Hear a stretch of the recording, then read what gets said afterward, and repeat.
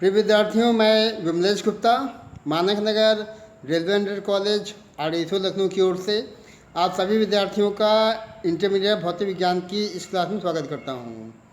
आज के इस वीडियो के माध्यम से आप सभी विद्यार्थी गतिमान आवेश एवं चुंबकीय क्षेत्र भाग 1 के विषय में जानकारी प्राप्त करने वाले हैं, जिसके अंतर्गत प्रमुख सिद्धांत, परिकल्पनाएँ और तथ्य जो भी है वो आप यहाँ से सीखने वाले हैं। तो विद्यार्थियों, स्टार्ट करते हैं हम लोग आज का ये वीडियो।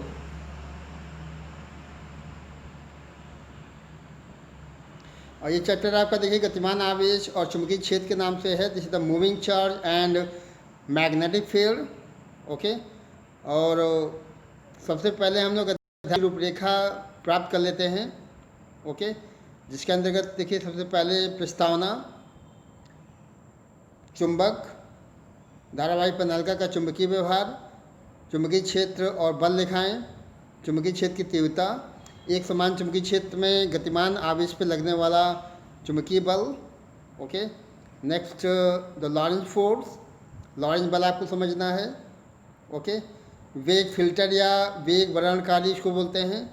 एक समान चुंबकीय क्षेत्र में आवेशित कण की गति, द साइक्लोट्रॉन, गतिमान आवेश पे बल से धारावाही चालक पे लगने वाला जो बल होता है उसकी व्याख्या में करनी होगी। ओके, उसके बाद चुंबकीय क्षेत्र में स्थित धारावाही चालक पे लगने वाला चुंबकीय बल, उसकी दिशा हमें फ्लेमिंग के बाएं हाथ के नियम से और दाएं हाथ के थैली नियम से ज्ञात करनी होगी। ठीक ना, ये हमको पूछना है यहाँ पे। और लास्ट में देखिए दो समांतर धारावाही चालक तारों के बीच चुंबकीय बल। ओके, एक बहुत ही महत्वपूर्ण टॉपिक है ये, जो कि बोर्ड में हर साल मैं देखता हूँ कि पूछता है। F/L = μ0/2πi1i2/r के फॉर्म में आता है। इसका निगमन हर साल बोर्ड में आता है, या फिर इसका जो न्यूमेरिकल पोर्शन है वो भी काफ़ी स्ट्रांग होना चाहिए। तो ये इतने टॉपिक हैं और हम लोग शुरुआत के आज टॉपिक कवर करने वाले हैं, जिनमें सबसे पहला टॉपिक है चुंबक। तो विद्यार्थियों, हम लोग पहले देखते हैं चुंबक क्या होता है, what is the magnet. Okay, और निश्चित रूप से चुंबक का नाम लेते ही आपके जहन में आकर्षण या प्रतिकर्षण जैसे तथ्य दिमाग में घूमने लगते होंगे। चुंबक एक्चुअली आकर्षित करता है, और चुंबक को अगर हम लोग आपस में बात करते हैं तो उसमें प्रतिकर्षण का गुण भी उत्पन्न होता है। देखिए विद्यार्थी, चुंबक एक ऐसा पदार्थ या द्रव्य होता है जो लोहे की वस्तुओं को अपनी ओर आकर्षित करती है। लोहा हो या फिर लोहे जैसा कोई अन्य पदार्थ हो, मतलब जिसमें निकेल, कोबाल्ट या मैग्नेटाइट। ओके, एक्चुअली ये कुछ तत्व ऐसे हैं, पदार्थ या द्रव्य ऐसे होते हैं जो कि चुंबक के अंतर्गत आ सकते हैं। तो चुंबक ऐसे पदार्थ होते हैं या द्रव्य होते हैं जो लोहे की वस्तुओं को अपनी ओर आकर्षित करती हैं। साथ में पृथ्वी पर किसी अन्य चुंबक की गैर हाजिरी में, अनुपस्थिति में, यदि इनको हम सेंटर ऑफ ग्रेविटी या गुरुत्व केंद्र से लटकाते हैं फ्रीली, तो ये हमेशा नॉर्थ साउथ दिशा में ठहरती हैं। ये आपने ध्यान दिया होगी, यदि आप चुंबक को, अगर ये चुंबक है, इसको आप इसको लटकाते हैं तो इसकी जो दिशा होगी वो हमेशा नॉर्थ साउथ दिशा में ये ठहरता है। ठीक है, तो ये डिफिनेशन हो जाएगी। डिफिनेशन में आपको दो चीज़ें विशेष रूप से ध्यान रखनी पड़ेगी। एक तो ये लोहे की वस्तुओं को अपनी ओर आकर्षित करने का, और दूसरा इसकी जो दिशा होती है नॉर्थ साउथ डायरेक्शन दिखानी होगी। ओके, और यदि आप किसी चुंबक के चारों ओर लोहे का बुरादा या लोहे की छीलन लाते हैं तो चुंबक उसको आकर्षित कर लेती है। ओके, जैसे मान लीजिए ये आपका मैग्नेट है, ये इसका नॉर्थ पोल और इसका साउथ पोल हो जाता है। ठीक है, और उसके अलावा देखिए ये इसके चारों ओर कुछ लोहे का बुरादा या लोहे की छीलन हम लोग डाल देते हैं, तो दोनों जो पोल होते हैं, देखिए ये दो पोल होते हैं, ये नॉर्थ पोल है, इधर इसका साउथ पोल जाता है। तो यहाँ पर जो सिरा होगा, नॉर्थ सिरा या फिर साउथ सिरा, यहाँ पर चुंबक से चिपकने वाले लोहे के बुरादे की जो मात्रा होगी वो चुंबक के सिरों पर अधिकतम होगी। मतलब नॉर्थ पोल और साउथ पोल पर सबसे अधिक मात्रा में लोहे की छीलन या लोहे का बुरादा चिपकता है, जबकि इसके मिडिल में या इसके मध्य में जो चिपकने की दर होती है बहुत कम होती है, न्यूनतम होती है। तो हम लोग कह सकते हैं, एक निष्कर्ष देखे निकलता है आप डायग्राम में चेक कर लें। एक्चुअली ये इसका देखिए चुंबक हो जाएगा, नॉर्थ पोल साउथ पोल दिखाया गया है। लोहे की छीलन यहाँ पर इसके आसपास देखिए दोनों सिरों पर अधिक मात्रा में चिपकता है, जबकि बीच में मध्य में यहाँ पे जो है बहुत कम मात्रा में ना के बराबर चिपकता है। तो हम लोग कह सकते हैं कि जो चुंबक के सिरों पर चुंबकत्व तो अधिकतम होता है, मध्य में जो है न्यूनतम हो जाता है, मिनिमम।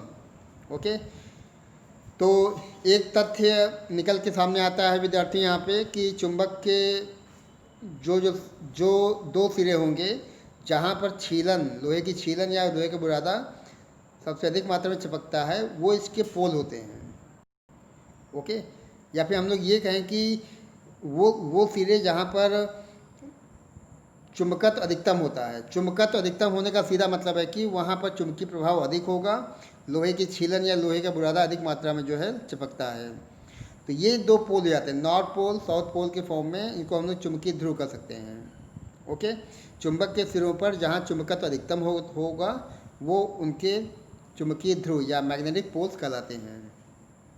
ओके, और इसके अलावा देखिए यदि आप किसी चुंबक को पृथ्वी पर किसी अन्य चुंबक की गैर हाजिरी में लटकाते हैं तो वो निश्चित रूप से क्षैतिज तल में दोलन करेगा और लास्ट में ये जो है नॉर्थ साउथ दिशा में ही ठहरता है। ठीक है, मैंने आपको पहले भी कहा कि यदि आप किसी चुंबक को उसके सेंटर ऑफ ग्रेविटी या गुरुत्व केंद्र के अलॉन्ग लटकाते हैं तो ये इसकी जो दिशा होती है लटकने के बाद, ये हमेशा नॉर्थ साउथ डायरेक्शन में ही ठहरती है। ठीक है, तो एक्चुअली चुंबक देखिए नॉर्थ सिरा इधर हो जाएगा, साउथ सिरा उधर दिखाई पड़ रहा है। ठीक है, नॉर्थ इधर दिखाई पड़ रहा है, साउथ यहाँ दिखाई पड़ रहा है। तो चुंबक का जो सिरा पृथ्वी के उत्तरी ध्रुव को दिखाता है, ध्यान देंगे। एक्चुअली यहाँ मैं आपको दिखा रहा हूँ कि चुंबक का जो सिरा पृथ्वी के उत्तरी ध्रुव की ओर इशारा करता है, इंगित करता है, उसे हम लोग चुंबकीय उत्तरी ध्रुव कहते हैं। This is the magnetic north pole. Okay, north दिशा में जो ठहरेगा वो मैग्नेटिक नॉर्थ पोल होगा, और चुंबक का जो सिरा पृथ्वी के दक्षिणी ध्रुव की ओर इशारा करता है, दक्षिणी ध्रुव की ओर रुकता है, उसे हम लोग चुंबकीय दक्षिणी ध्रुव या मैग्नेटिक साउथ पोल कहते हैं। ओके, तो आपने सीख लिया कि जो है चुंबक का मैग्नेटिक नॉर्थ पोल क्या होता है और चुंबक का जो है मैग्नेटिक साउथ पोल क्या होता है। कोई बहुत विषम स्थितियाँ नहीं बन रही है, बल्कि सिंपल बात है कि जब चुंबक का जो नॉर्थ पोर्शन जिस दिशा में ठहरेगा उसे हम लोग इसका मैग्नेटिक नॉर्थ पोल कहेंगे, और चुंबक का जो साउथ पोल होगा वो जिस दिशा में ठहरेगा उसे हम लोग मैग्नेटिक साउथ पोल कहेंगे। ओके, तो ये इसका मूलभूत तथ्य हो गया। अब हम लोग को चुंबक के गुण देख लेने हैं। Okay, we have to check the properties of a magnet.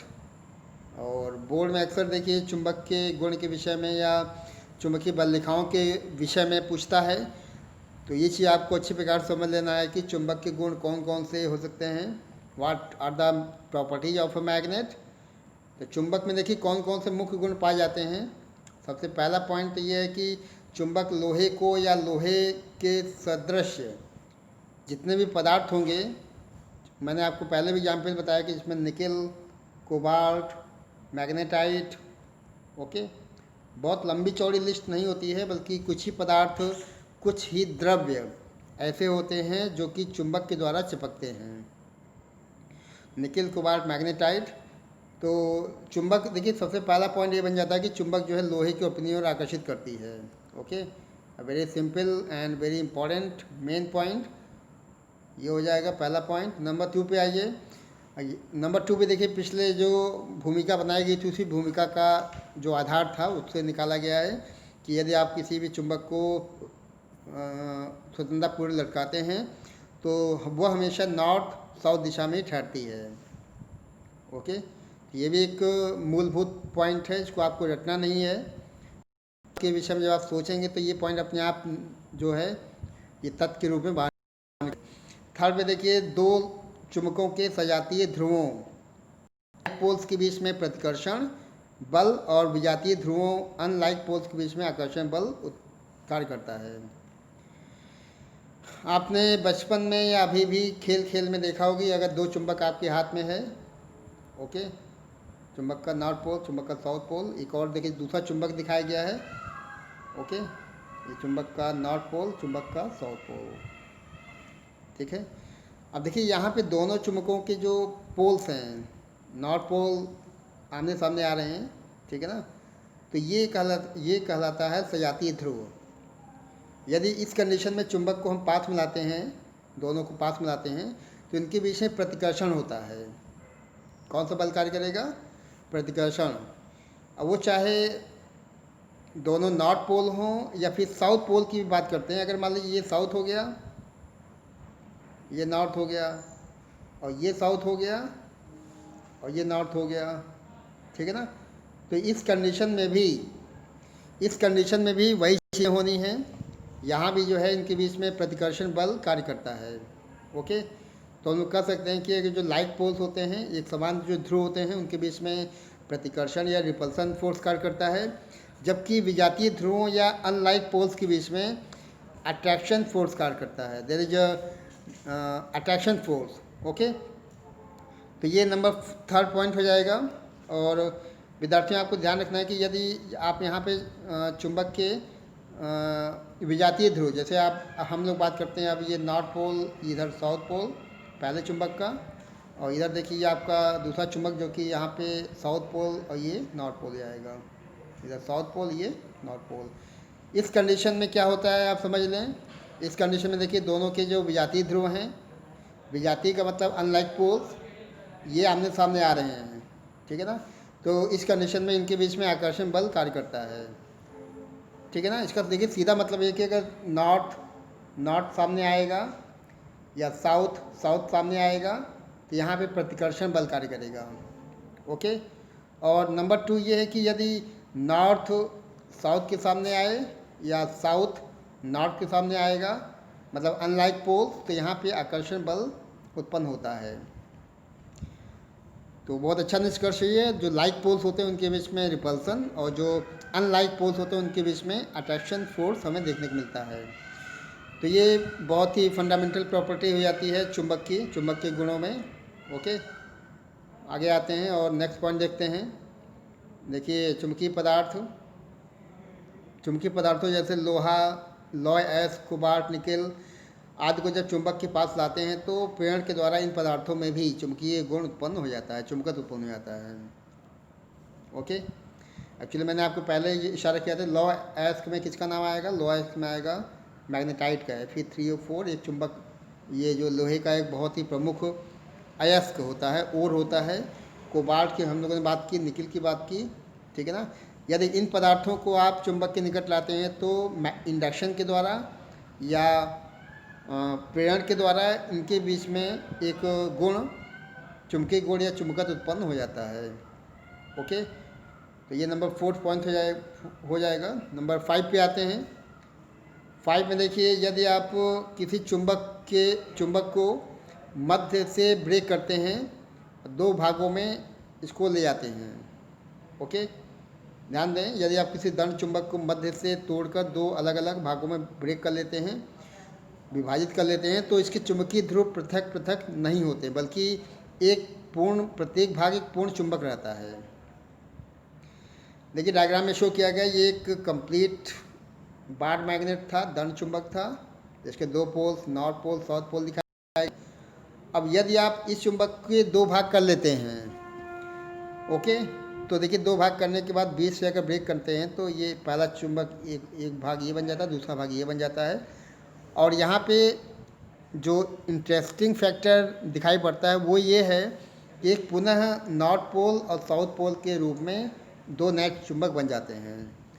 और यदि हम इनको पुनः ब्रेक करते हैं, फिर से ब्रेक करते हैं, तो देखिए फिर से जो नई रचना बनती है उसमें 4 चुंबक बन जाते हैं, और सबके अपने अपने पोल्स होते हैं, जैसे नॉर्थ पोल, साउथ पोल, यहाँ पे north pole, south pole, north pole, south पोल।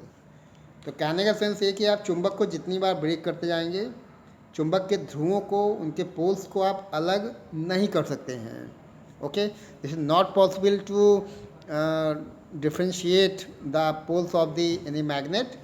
जब भी आप किसी चुंबक को ब्रेक करते हैं तो वो एक्चुअली एक नए चुंबक के रूप में उसकी प्राप्ति हो जाती है। ओके, तो ये टॉपिक देखिए हो गया है, ये गुण हो जाएंगे। आपको गुण को चुंबक के जो गुणों को अच्छे प्रकार समझ लेना है, उनको याद कर लेना है, ठीक है ना, और इनके गुणों को आप जो है नोट कर लेंगे। चलें आगे बढ़ते हैं। नेक्स्ट पे आइए, धारावाहिक पेनाल्का का चुंबकीय व्यवहार। ओके, धारावाहिक नेक्स्ट टॉपिक हम लोग का है धारावाहिक पेनाल्का का चुंबकीय व्यवहार। तो देखिए विद्यार्थी, ये आपका जो टॉपिक है वो धारावाहिक पेनाल्का का चुंबकीय व्यवहार हम लोग यहाँ देखने वाले हैं। Okay, this is the magnetic behaviour of current carrying solenoid. अब सोलेनॉइड की हम लोग बात कर लेते हैं पहले। एक्चुअली जब आप किसी गत्ते या कार्डबोर्ड अथवा मोटे कागज़ के अचलकीय बेलन पर वैद्युत विरुद्ध चालकीय तार की कुंडलिनी या हेलिक्स को अनेक फेरे लपेट कर जो भी निकाय बनाते हैं उसको हम लोग पेनाल्का कर सकते हैं, this is the solenoid. Okay, और हम लोग यहाँ पे एक्चुअली चेक करना है कि जो इसका बिहेवियर क्या होता है, इसका चुंबकीय व्यवहार, चुंबकीय परिदृश्य कैसा होता है जब हम लोग करेंट कैरिंग सोलेनॉइड की बात करते हैं। मतलब पेनाल्का में जब धारा प्रवाहित की जाती है तो इसका मैग्नेटिक बिहेवियर कैसा होगा, उसका चुंबकीय व्यवहार कैसा होगा। तो आपने समझ लिया कि जब आप पेनाल्का की बात करते हैं तो वो है क्या, वो यहाँ से क्लियर हो जाएगा। ओके, उसके बाद देखिए, यदि आप किसी इस प्रकार से पेनाल्का में किसी बाहरी वैद्युत स्रोत से वैद्युत धारा प्रवाहित करते हैं तो पेनाल्का के भीतर और बाहर चुंबकीय क्षेत्र उत्पन्न हो जाता है।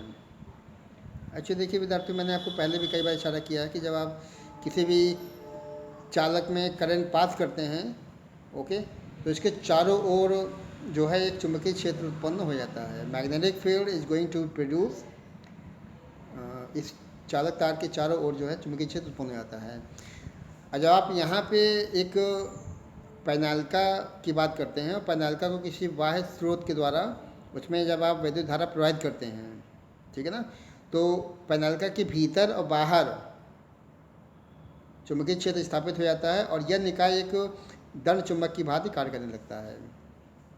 ओके, ये डायग्राम में थोड़ा आपको समझा देता हूँ, डायग्राम में थोड़ा स्पष्ट कर दूँ कि एक्चुअली इसमें क्या हो रहा है।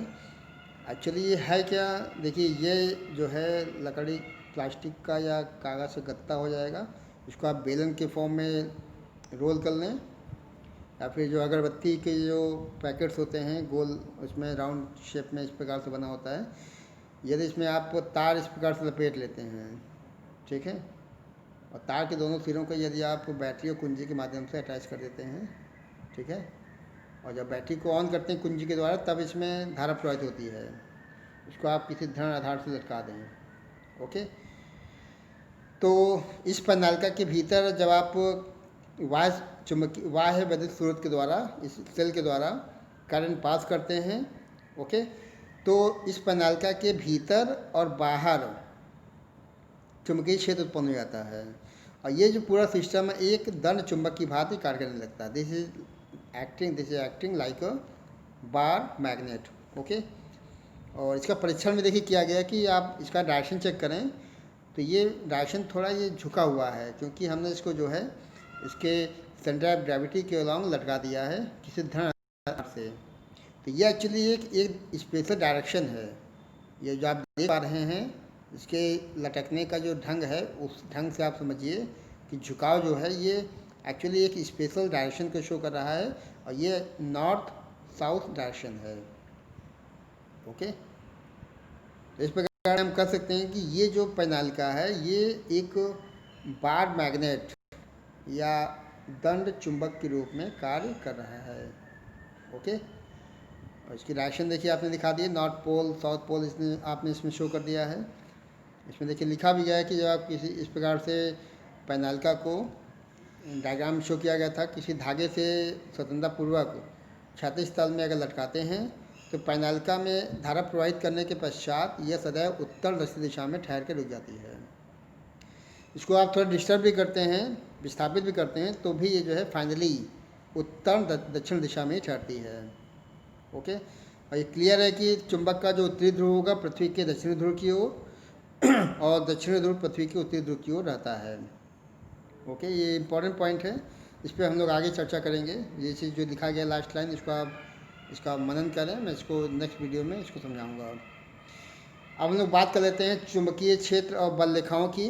Okay, we are going to talk now about magnetic field and lines of force. तो चुंबक की बात चल रही है, चुंबकीय क्षेत्र की हम लोग बात कर लेते हैं, चुंबकीय बल रेखाएं क्या होती है इसकी बात कर लेते हैं।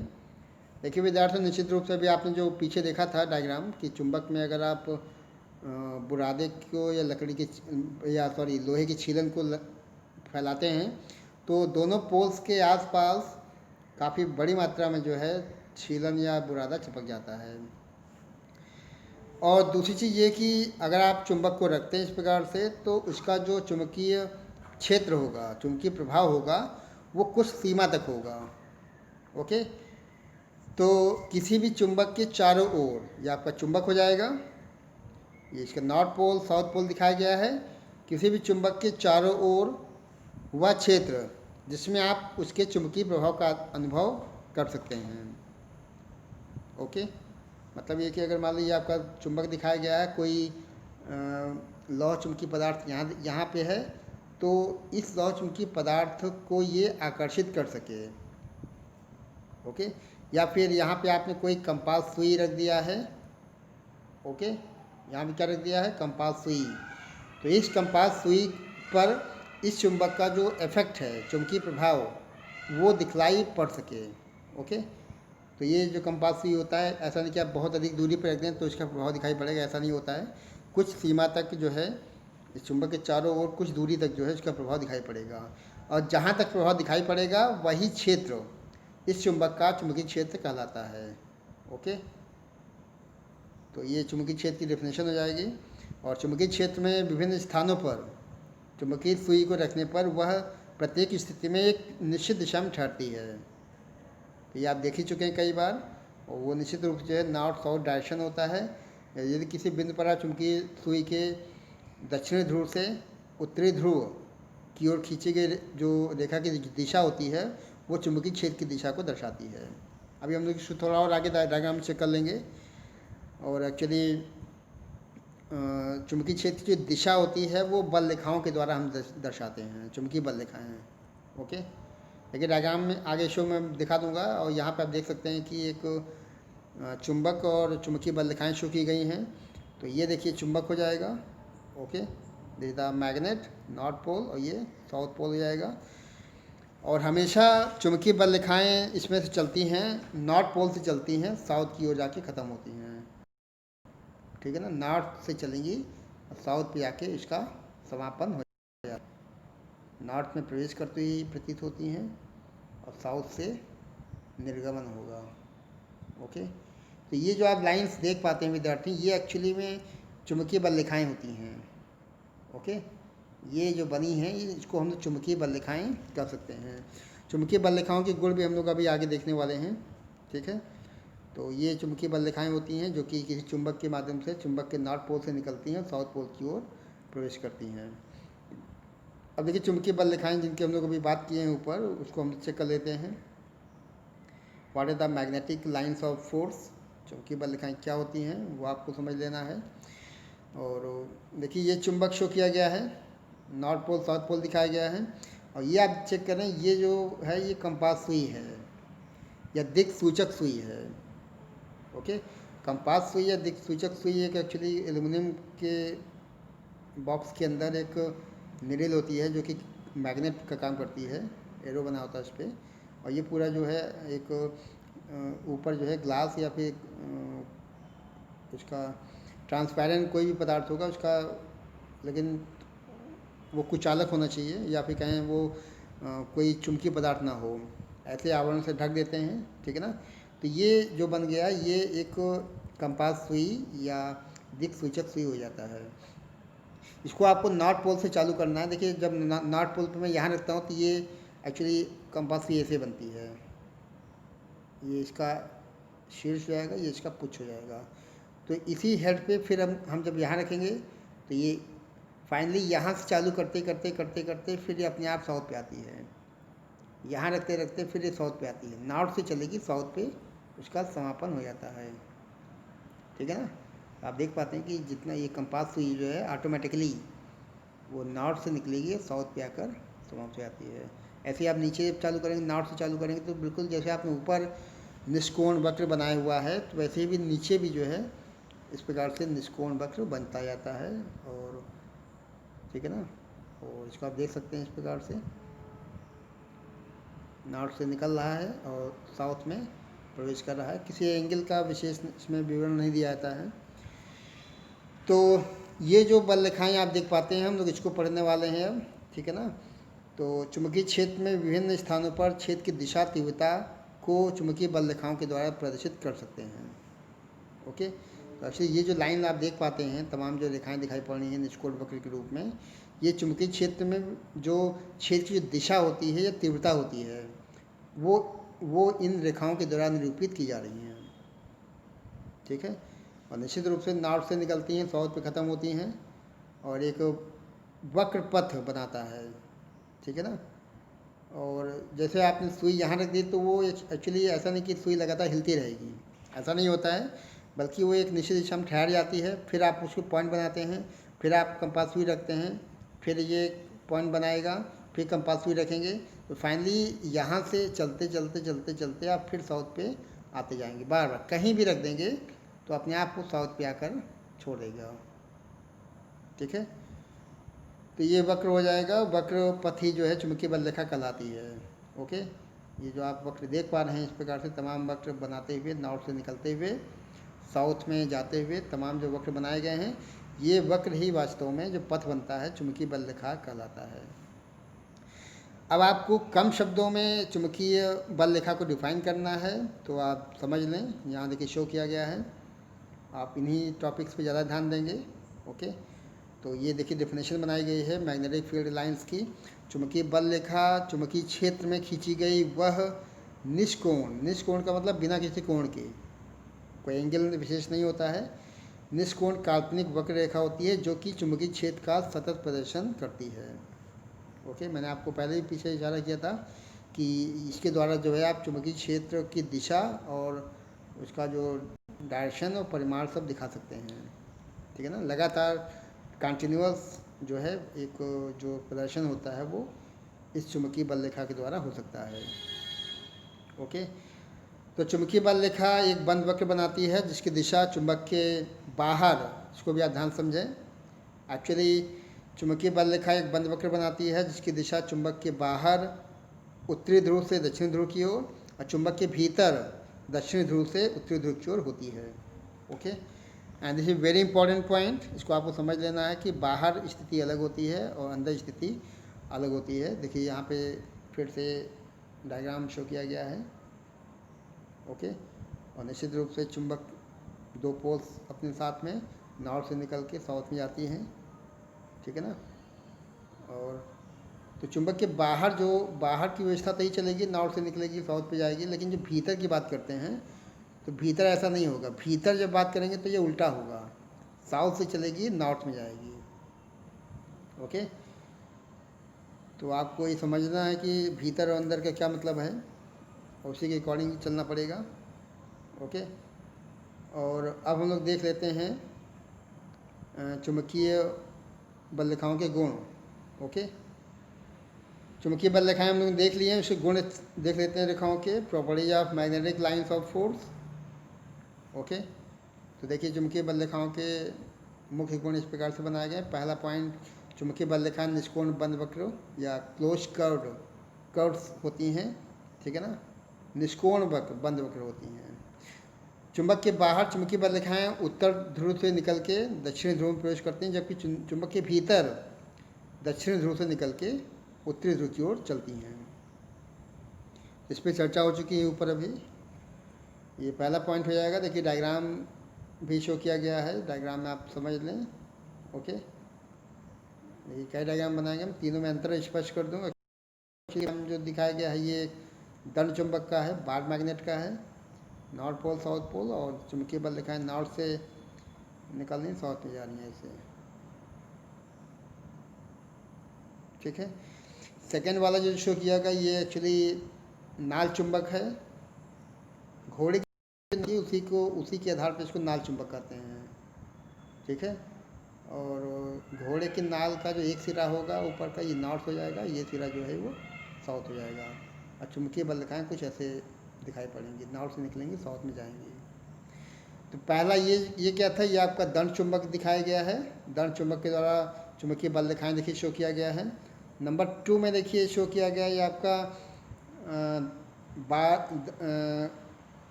नाल चुंबक। ओके, घोड़े की नाल होती है उसी का बना हुआ है, तो ये नाल चुंबक देखिए दिखाया गया है। नाल चुंबक के द्वारा चुंबकीय बल रेखाओं को शो किया गया है। और थर्ड डायग्राम देखिए इस प्रकार से शो किया गया है। ओके, और थर्ड डायग्राम में देखते हैं कि ये एक पैनाल्का है, और पैनाल्का के पे जो है ये इस प्रकार से विद्युत विरोधी तारों को लपेट कर इसको हम लोग बैटरी या सेल से ले आते हैं और एक कुंजी से जोड़ देते हैं। ओके, तो ये भी एक धारा पैनाल्का भी एक चुंबक की भांति कार्य करता है। और साउथ पोल नॉर्थ पोल चुंबकीय बल रेखाएं आप देख सकते हैं कि नॉर्थ पोल से निकलती हैं और साउथ की ओर चलती हैं। ओके, ये दिशा, ये हमेशा ध्यान रखिए आप जो मैं दिखा रहा हूँ, ठीक है ना। नॉर्थ में प्रवेश करेंगी, नॉर्थ से निकलेंगी और साउथ में प्रवेश करेंगी। ओके, नॉर्थ से निकालना है और साउथ में प्रवेश कराना है। तो इन तीनों डायग्राम की मदद से आपने देखा कि किस प्रकार से निष्कोण वक्र बना हुआ है, और ये निष्कोण वक्र चुंबकीय बल रेखाओं को ही दर्शाता है। सेकंड पे आ जाएं। सेकंड पॉइंट देखिए, चुंबकीय बल रेखा की किसी बिंदु पर खींची गई स्पर्श रेखा उस बिंदु पर चुंबकीय क्षेत्र की दिशा को दर्शाती है। ठीक है, एक्चुअली ये यहाँ से यहाँ ये चुंबकीय बल रेखा दिखाई गई है। बिंदु P पे अगर आप कोई स्पर्शी बनाएंगे तो ये देखिए BP के फॉर्म में दिखाया गया है। बिंदु Q पर यदि आप स्पर्शी बनाते हैं तो ये BQ बन जाता है, ठीक है ना। और ये सभी चुंबकीय क्षेत्र की दिशा को दर्शाती हैं। जो भी स्पर्श रेखा आप खींचते हैं ये वास्तव में उस बिंदु पर चुंबकीय क्षेत्र की दिशा को प्रदर्शित करती हैं। ओके, नंबर 2 हो गया। नंबर 3 पे आ जाएं। ये तो बहुत महत्वपूर्ण पॉइंट है, और थर्ड तो बहुत ही महत्वपूर्ण है। इसको आप ऐसे समझें कि दो चुंबकीय बल रेखाएं कभी भी आपस में क्रॉस नहीं करती हैं। Okay, this is very important point. दो चुंबकीय बल रेखाएं कभी भी आपस में क्रॉस नहीं करती हैं, क्योंकि यदि ऐसा होगा तो उनके कटान बिंदु पर खींची जा सकने वाली दो स्पर्श रेखाएं उस बिंदु पर चुंबकीय क्षेत्र की दो दिशाओं को दिखलाएंगी, जो कि इम्पॉसिबल है। यदि आपको याद हो तो विद्युत बल रेखाओं के विषय में भी कुछ ऐसा ही लिखा गया था। ओके, क्योंकि यदि आप दो चुंबकीय बल रेखाएं दिखाते हैं, उनको क्रॉस करती थी, एक चुंबकीय बल रेखा ये हो गई, ओके, और दूसरी बल रेखा देखिए ये हो जाती है, और ये आपस में बिंदु P पे काटती हैं। ओके, और बिंदु P पर काटने का मतलब है कि दो दिशाएं आप दिखा सकते हैं, एक B1 के फॉर्म में और एक दूसरी B2 के फॉर्म में। ओके, इसका सीधा मतलब है कि दो दिशाएं B1 B2 के फॉर्म में जो कि चुंबकीय क्षेत्र की दिशाएं हैं वो शो होंगी, जो कि असंभव है। This is not possible. Okay, this is impossible, क्योंकि आप एक बिंदु पर दो दिशाएं दर्शा नहीं सकते हैं, ये पूर्णतः गलत है। देखिए नेक्स्ट नंबर 4 पे आते हैं। और निश्चित रूप से चुंबक के ध्रुव के पास जो बल रेखाएं काफ़ी सघन होती हैं, और जैसे आप चुंबक के ध्रुव से दूर जाएंगे सघनता घटती जाती है, अर्थात ध्रुवों के निकट चुंबकीय क्षेत्र प्रबल होता है, ध्रुवों से दूर जाने पर उनकी प्रबलता लगातार घटती जाती है। नंबर 5 पे आ जाएं। समांतर और समदूरस्थ चुंबकीय बल रेखाएं एक समान चुंबकीय क्षेत्र को दर्शाती हैं। डायग्राम में देखिए शो किया गया है, ये जो चुंबकीय बल रेखाएं दिखाई पड़ रही ये समांतर हैं और समान दूरी पे हैं। ओके, कैसी हैं? समांतर हैं और समदूरस्थ हैं, समान दूरी पे हैं। तो ये एक्चुअली एक समान चुंबकीय क्षेत्र की दिशा को दर्शाता है। ओके, अगर ऐसी बल रेखाएं आपको दिखाई पड़ती हैं, इसका मतलब क्या है कि जो चुंबकीय बल रेखाएं होंगी वो एक समान होंगी, चुंबकीय क्षेत्र जो होगा वो समान होगा। यूनिफॉर्म मैग्नेटिक फील्ड एक समान चुंबकीय क्षेत्र को दर्शाती हैं। नंबर 6 पे आइए। नंबर 6 देखिए दिखाया गया है कि यदि किसी चुंबकीय पदार्थ की सतह से आप चुंबकीय बल रेखाओं को दिखाते हैं, निर्गमित कराते हुए या फिर आगमन करते हुए, तो इसमें कोई भी कोण बन सकता है। उसमें कोण कोई प्रिस्क्राइब नहीं होता कि जो है इस एंगल पे निकलेगा और इस एंगल पे ये इस एंगल से प्रवेश करेगा और इस एंगल से ये निकलेगा। ऐसा कोई भी आप टीका टिप्पणी या भविष्यवाणी नहीं कर सकते हैं। ओके, किसी भी चुंबकीय पदार्थ की सतह से क्षेत्र रेखाओं का निर्गमन और आगमन किसी भी एंगल पे पॉसिबल है। तो इसमें एंगल का कोई बाउंडेशन नहीं है, एंगल कोई भी एंगल इसमें हो सकता है। तो ये आपने देखा चुंबकीय बल रेखाओं की परिभाषा आपने देखी। चुंबकीय बल रेखाओं के जो प्रमुख गुण है अक्सर बोर्ड में लिखने को आता है, तो आप सारे पॉइंट याद करिए, कम से कम 2 पॉइंट लिखने को बोर्ड में आते हैं, 1-2 नंबर में। ओके, और इसके बाद देखिए आगे बढ़ते हैं, फिर हम लोग चुंबकीय क्षेत्र की तीव्रता पे आ जाते हैं। ओके, हम लोग का जो नेक्स्ट टॉपिक चालू होता है वो चुंबकीय क्षेत्र की तीव्रता है। तो देखते हैं इसको भी। We are going to start here new topic, that is the intensity of magnetic field. आपने चुंबक की बात कर ली, चुंबक के दोनों पोल्स की बात कर ली, आपने चुंबकीय बल रेखाओं की भी बात कर ली, उनकी प्रॉपर्टी पढ़ ली। ओके, अब चुंबकीय क्षेत्र की तीव्रता हमें देखना है। We have to check the intensity of magnetic field. तो एक परफेक्ट डेफिनेशन देखिए बनाई गई है। तो किसी भी बिंदु पर चुंबकीय क्षेत्र की तीव्रता क्या होता है वो आपको समझना है। तो किसी बिंदु पर चुंबकीय क्षेत्र की तीव्रता का जो परिमाण होता है उस बिंदु के चारों ओर लिए गए एकांक अनुप्रस्थ परिच्छेद से लंबवत गुजरने वाली चुंबकीय बल रेखाओं की संख्या के बराबर होता है। एक बार फिर समझ लें इसको। ओके, किसी बिंदु पर चुंबकीय क्षेत्र की तीव्रता का जो परिमाण होगा उस बिंदु के चारों ओर लिए गए एकांक अनुप्रस्थ परिच्छेद से लंबवत गुजरने वाली चुंबकीय बल रेखाओं की संख्या के बराबर होता है। इसको हम लोग बी से दर्शाते हैं। ओके, सदिश राशि है और इसकी जो दिशा होगी वो हमेशा किसी बिंदु पर रखी गई चुंबकीय सुई के दक्षिणी ध्रुव से निकलती है, उत्तरी ध्रुव की ओर खत्म होती है। तो दिशा आपको समझना है, हमेशा साउथ से नॉर्थ, साउथ से नॉर्थ हमें दिखाना होगा, यही दिशा होती है। ओके, और ये दिशा चुंबकीय क्षेत्र की दिशा या चुंबकीय क्षेत्र की तीव्रता की दिशा हो जाती है। अब हम लोग बात कर लेते हैं इसके मात्रक की।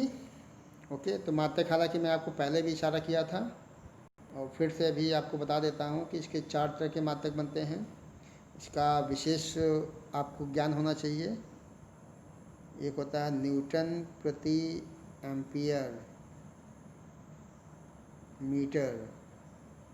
ओके, ये पहला मात्रक हो जाएगा। नंबर 2 पे है वेबर। वेबर फाई का मात्रक होता है वेबर प्रति मीटर स्क्वायर। ओके, नंबर 3 पे है टेस्ला और नंबर 4 पे है गॉस। तो ये 4 तरह के मात्रक आप देख पाते हैं। सारे मात्रक चुंबकीय क्षेत्र बी के मात्रक हैं। चुंबकीय क्षेत्र की तीव्रता बी के मात्रक हैं। ये पहला वाला जो है ये सब एक्चुअली दोनों जो है एसआई मात्रक कहलाते हैं या एमकेएस मात्रक कहलाते हैं। ओके, एसआई या एमकेएस मात्रक हो जाएगा। टेस्ला भी एसआई मात्रक होता है, ठीक है ना, एमकेएस मात्रक। और फाइनली ये जो मात्रक आपको दिखाया गया है गॉस जो है ये सीजीएस मात्रक है। ओके, कैसा मात्रक है ये? सीजीएस छोटा मात्रक होता है। 10,000 गॉस मिलता है तो 1 टेस्ला बनाएगा। ओके, तो देखिए 4 मात्रक हो गए हैं। पहला न्यूटन प्रति एम्पियर मीटर, नंबर 2 पे वेबर पर मीटर स्क्वायर, नंबर 3 पे टेस्ला और नंबर 4 पे गॉस। मैं फिर रिपीट कर रहा हूँ कि गॉस जो है सीजीएस मात्रक है। I am repeating again here that gauss is a CGS unit of B magnetic field. तो 1 टेस्ला में 10,000 गॉस। ये चीज़ आपको न्यूमेरिकल में याद करनी है, क्योंकि न्यूमेरिकल जब आएगा और यदि बी का मान दिया गया है गॉस में तो उसको आपको टेस्ला में चेंज कर लेना होगा। ओके, तो ये मात्रक हो गए हैं और हम लोग फिर यहाँ से मात्रक चेक कर लेते हैं। इसमें भी वही देखिए मात्रक दिखाए गए हैं। ओके, एसआई पद्धति में इसका मात्रक न्यूटन प्रति मीटर स्क्वायर टेस्ला के फॉर्म में दिखाया गया है। विमिल सूत्र दिखाया गया है, इसको आप चेक कर लेंगे। सीजीएस पद्धति में इसका मतलब गॉस हो जाएगा, और एक गॉस में 10⁻⁴ टेस्ला या एक टेस्ला में 10⁻⁴ गॉस। तो ये हो गया आपका टॉपिक चुंबकीय क्षेत्र की तीव्रता। अगले टॉपिक पे आ जाएं, एक समान चुंबकीय क्षेत्र में गतिमान आवेश पर लगने वाला बल। ये हम लोग का नेक्स्ट टॉपिक हो जाएगा। This is the force on a charge moving in a uniform magnetic field. Okay, तो हम लोग डायग्राम पे पहले ध्यान लगा लें, और डायग्राम में देखिए एक आवेशित कण को दिखाया गया है। ध्यान दें, एक्चुअली ये आपका एक्सिस चेक कर लें पहले। ये आपका एक्सिस एक्स हो जाएगा, ये आपका एक्सिस वाई हो जाएगा। ओके, और यहाँ पे ये जो दिखाया गया है, ये एक आवेशित कण क्यू को दिखाया गया है, धन आवेशित कण क्यू को दिखाया गया है, ठीक है ना। और अब आप ध्यान दें कि जब कोई आवेशित कण, जैसे यहाँ क्यू दिखाया गया है, जब ये आवेशित कण किसी चुंबकीय क्षेत्र बी में गति करता है तो कण पर एक बल आरोपित किया जाता है बी के द्वारा। ओके, तो यहाँ पे जो आवेशित कण क्यू दिखाया गया है उस पर चुंबकीय क्षेत्र बी के द्वारा एक फोर्स लगेगा। मैं फिर रिपीट करता हूँ, एक्चुअली ये जो दिशा है एक्स अक्ष की है, ये आपका चुंबकीय क्षेत्र बी की डायरेक्शन हो जाएगा। ओके, अब ये जो आवेशित कण क्यू आपने दिखाया था यहाँ पे इस जगह पे, ओके, जब ये थीटा एंगल पे बी की दिशा से थीटा एंगल पे बी वेग से प्रवेश करता है, ओके, तो इस पर एक बल लगता है, और ये बल कहाँ से लगेगा? छेद के द्वारा, बी के द्वारा लगेगा। इसको चुंबकीय बल कहते हैं। ओके, तो आप समझ गए होंगे। डायग्राम देखिए, यहाँ पे फोर्स की डायरेक्शन समझ लें। फोर्स का जो डायरेक्शन होगा, ध्यान देंगे, फोर्स का जो डायरेक्शन होगा वो बी के डायरेक्शन और बी के डायरेक्शन दोनों के लंबवत होगा।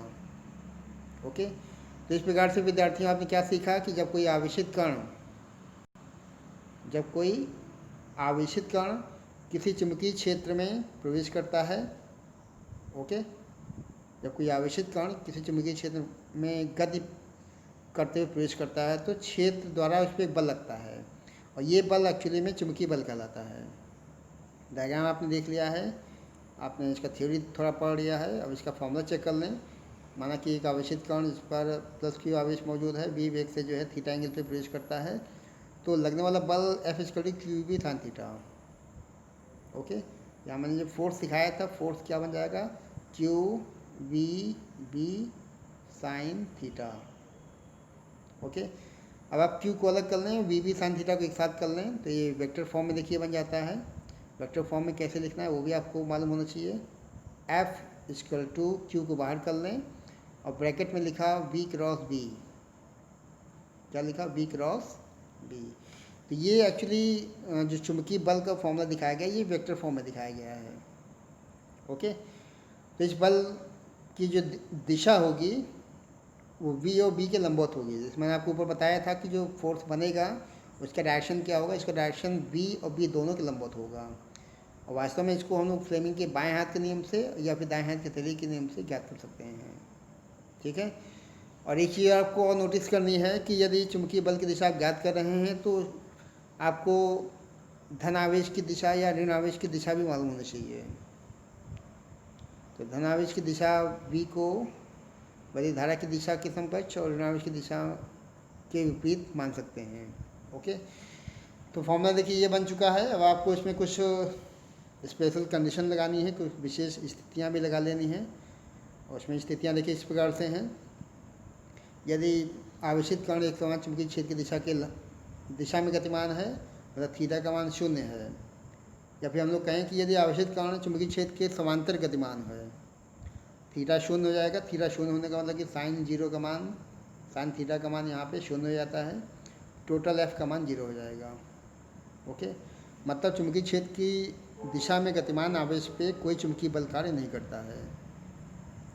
वेरी इंपॉर्टेंट पॉइंट, इसको आपको न केवल सीखना है बल्कि इसको समझना भी है। ओके, कि जब कोई आवेशित कण चुंबकीय क्षेत्र की दिशा के समांतर या उसी दिशा में गतिमान होगा तो इसमें किसी प्रकार का चुंबकीय बल कार्य नहीं करेगा। ओके, नंबर 2 पे आ जाएं। नंबर 2 में देखिए अगला केस बनाया गया है कि यदि आवेशित कण चुंबकीय क्षेत्र की दिशा के लंबवत गतिमान है। ओके, कैसा गतिमान है ये? लंबवत गतिमान है। तो थीटा शून्य हो जाएगा। थीटा शून्य होने का मतलब है कि साइन 91 होता है, तो F equal to q B भी बन जाएगा क्योंकि साइन 91 हो जाएगा। ओके।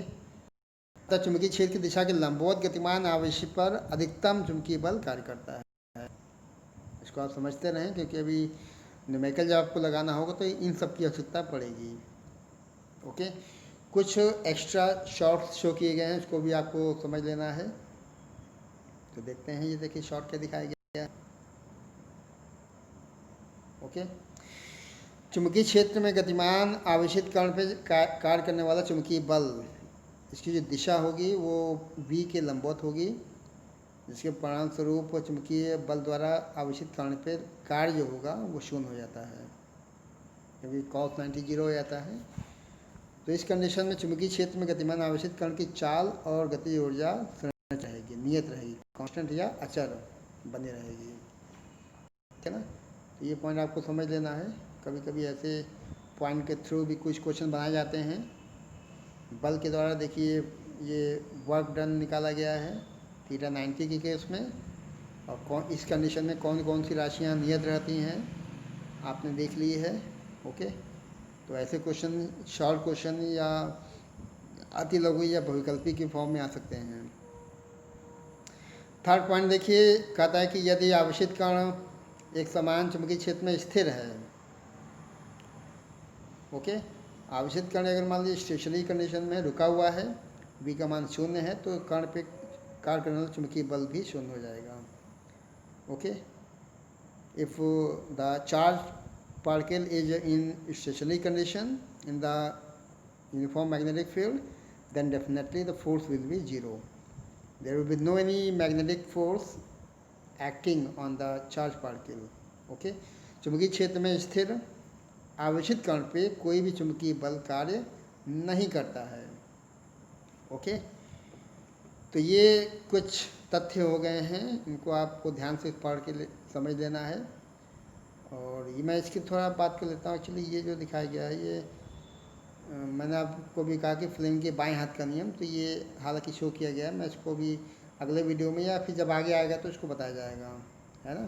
क्योंकि ये फोर्स है बिल, BFIL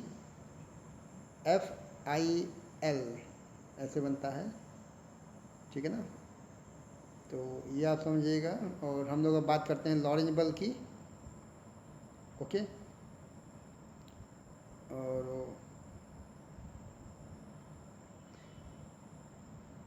हम लोग बात कर लें लॉरेंज बल की,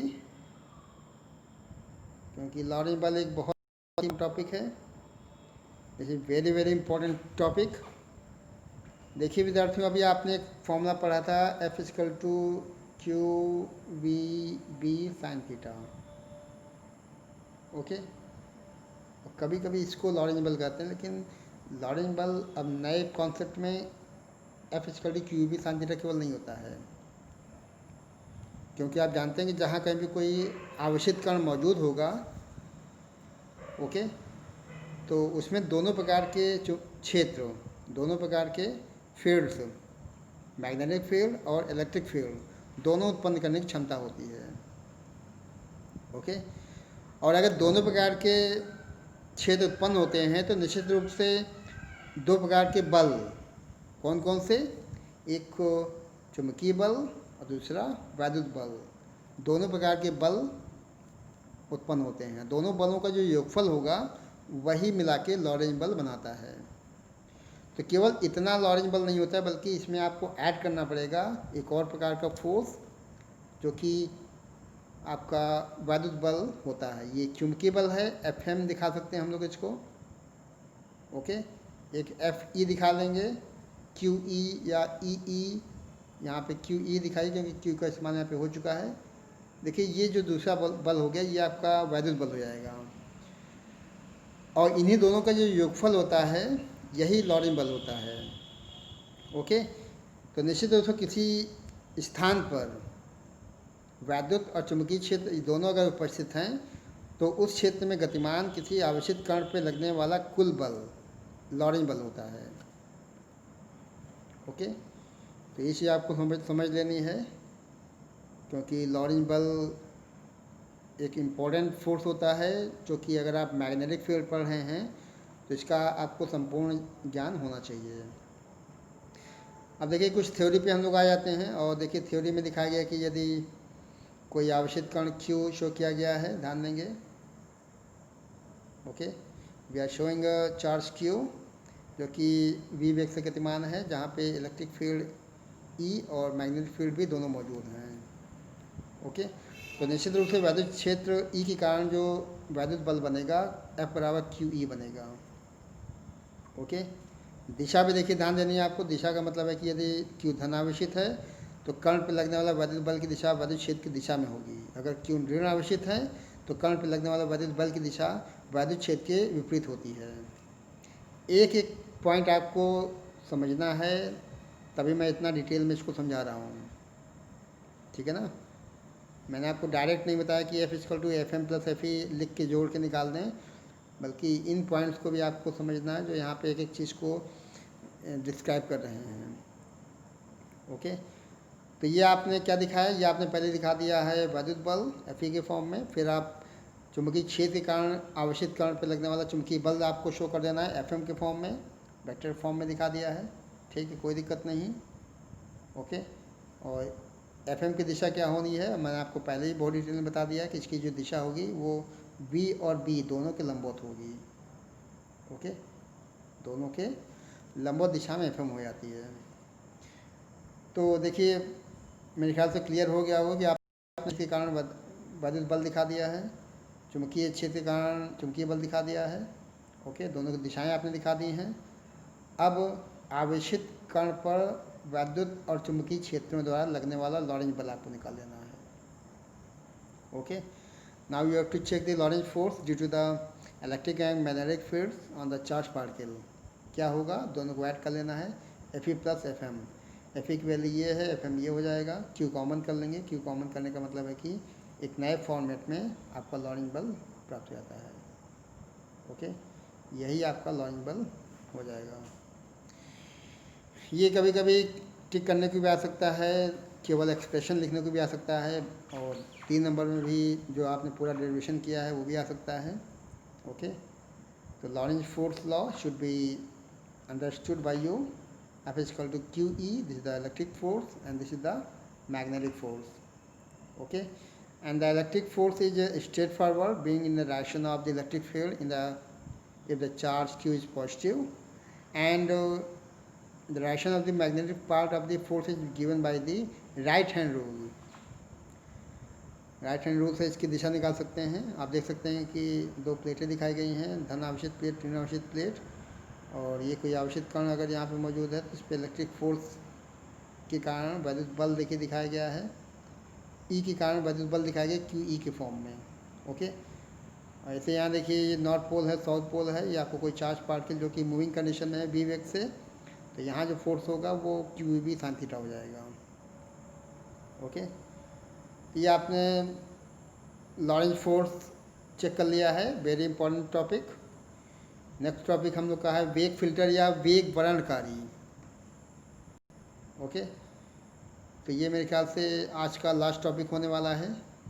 we are going to study now velocity filter और वेलोसिटी सेलेक्टर। हालांकि बोर्ड में ये इस नाम से तो बहुत कम दिखाई पड़ता है, लेकिन अभी आप एक फार्मूला नीचे देखेंगे, उस फार्मूले का विशेष महत्व है। We are going to check here velocity filter और velocity selector. Okay, then let us start here. This is the velocity filter. वेग फिल्टर का उपयोग भिन्न भिन्न वेगों से गतिमान आवेशित कणों में से किसी एक विशेष वेग के कणों को पृथक करने के लिए किया जाता है। ओके, और ध्यान दें कि आपको क्या करना है, आपको वैद्युत क्षेत्र और चुंबकीय क्षेत्र दोनों के मानों को इस प्रकार से सेट करना है, इस प्रकार से एडजस्ट करना है ताकि आवेशित कण पे काम करने वाले वैद्युत बल और चुंबकीय बल के परिमाण परस्पर बराबर हों। इस कंडीशन में कण पे लगने वाला परिणामी वैद्युत जो बल होगा, आप वैद्युत चुंबकीय बल ना कहें बल्कि परिणामी बल कहें, वो शून्य हो जाता है। और इस कंडीशन में जो कण होता है बिना विक्षेपित हुए पूर्ण पथ पे गतिमान रहेगा।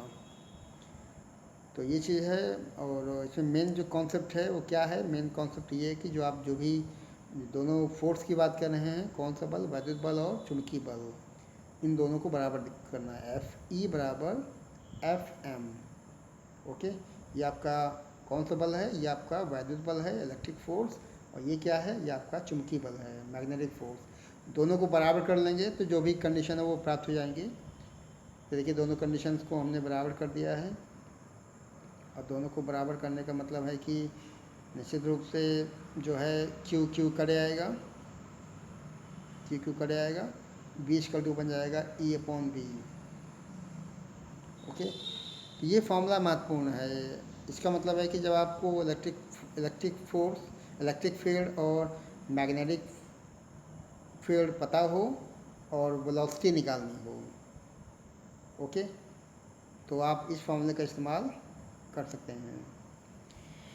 इस प्रकार से क्रॉसित वैद्युत और चुंबकीय क्षेत्र वे ई अपॉन बी वेग से क्षेत्रों के लंबवत गतिमान कणों, उनका आवेश द्रव्यमान कुछ भी पॉसिबल है, उनके लिए एक वेग फिल्टर का कार्य करता है। ओके, अब देखिए वेग फिल्टर का इस्तेमाल कहाँ पे होना है, यूज ऑफ वेलोसिटी फिल्टर। तो इसका इस्तेमाल द्रव्यमान स्पेक्ट्रोमीटर में आवेशित कणों के विशिष्ट द्रव्यमान ई अपॉन एम जो होता है, इसको हम कहते हैं स्पेसिफिक चार्ज, विशिष्ट आवेश। देखिए यहाँ लिखा भी गया है, चेक कर लें, देखिए लिखा गया ना ई अपॉन एम, इसको विशिष्ट आवेश कहते हैं, के मापन में किया जाता है। तो आपने देखा लास्ट टॉपिक आज का, वेग फिल्टर या वेलोसिटी फिल्टर कैसे करना है, आपको इसका मेथड समझ लेना है, इसका यूज कैसे होना है वो भी आपको देख लेना है, ये अपॉन एम का कॉन्सेप्ट भी मालूम होना चाहिए। ओके, तो विद्यार्थियों आज आपने जो है भाग 1 के माध्यम से जो कंटेंट्स हैं उसकी जानकारी प्राप्त की। सभी विद्यार्थियों का बहुत बहुत धन्यवाद और उनके लिए ढेर सारी शुभकामनाएं उज्जवल भविष्य के लिए।